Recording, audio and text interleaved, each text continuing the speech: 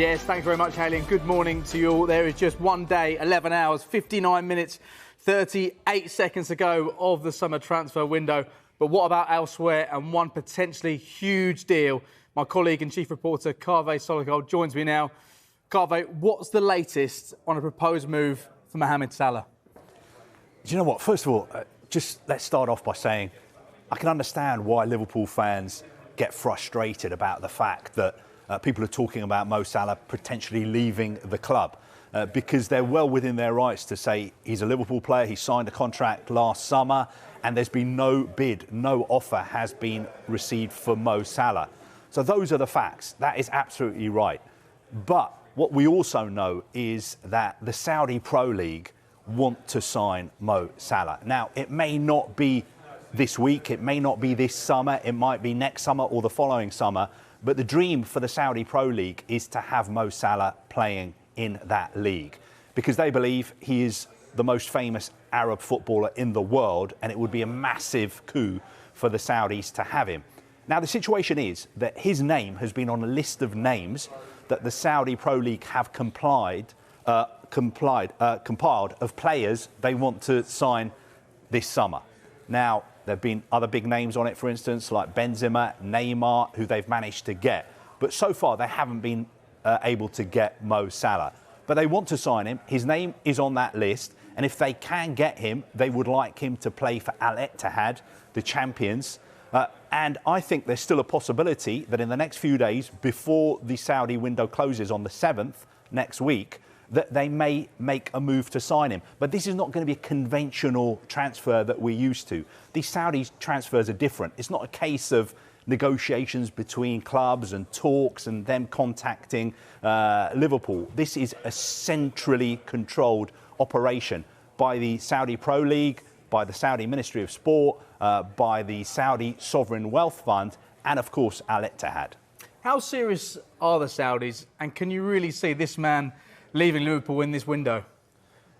Again, let's be fair to Liverpool supporters. He's never come out and said, I want to move to Saudi Arabia. I want to leave Liverpool. The only public statement we've had is from his agent, who a couple of weeks ago said Mo signed a new contract at Liverpool last summer. He wouldn't have signed that contract if he wanted to leave. But can I see him playing in Saudi Arabia? Yes, I can, one day. I'm not saying it's going to be this window. I'm not saying it's going to be in January or even next year. But the Saudis are very, very serious about signing Mo Salah. And they have almost unlimited funds to be able to pay him. I think he would be one of the best paid players in the world, probably earning at least £1.5 million a week. And they're prepared to pay more than £100 million to sign him, which is a lot of money for someone who's 31 years old. Put that into perspective, I think they spent about 90 million pounds on Neymar, who's 31 as well. I think they're willing to pay more to get Salah. And what is Liverpool's stance on this? If a bid comes in for, say, £100 million, would that be too good for them to refuse? I mean, that's a good question, but it is hypothetical. Liverpool's stance is the player's not for sale. He signed a new contract last summer. We haven't had a bid. We haven't had an offer.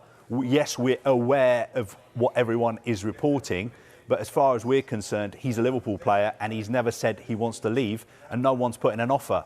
But the point I would make is that the way the Saudis would go about this would not be a conventional transfer. They wouldn't necessarily make an offer for him. What they will be doing behind the scenes, the chairman of the Saudi Pro League is in Europe a lot. Michael Emenalo, the director of football of the Saudi Pro League, controls all this to a big extent. They will be trying to work out a package whereby they can get Mo Salah and sign him to Al Ittihad. Now, that package has to be right for the player, his representatives, and at the end of the day, of course, it has to be right for Liverpool. But we haven't got to that stage yet. Kaveh, thank you for now. So what do you guys think about that? How big a blow would it be for Liverpool to lose Mo Salah, whether it's in this window or before the end of the Saudi Pro League window?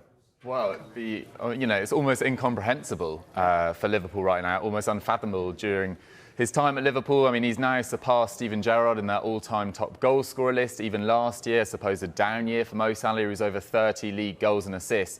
And as they continue to move beyond the Salah, Firmino, Mane era into this new era of Liverpool forwards with the likes of Luis Diaz, Gakpo, Núñez, Jota. They definitely need Mo Salah at the club. So even if a bid of £120 million came in for Liverpool, I just would flat out refuse it. It's too late.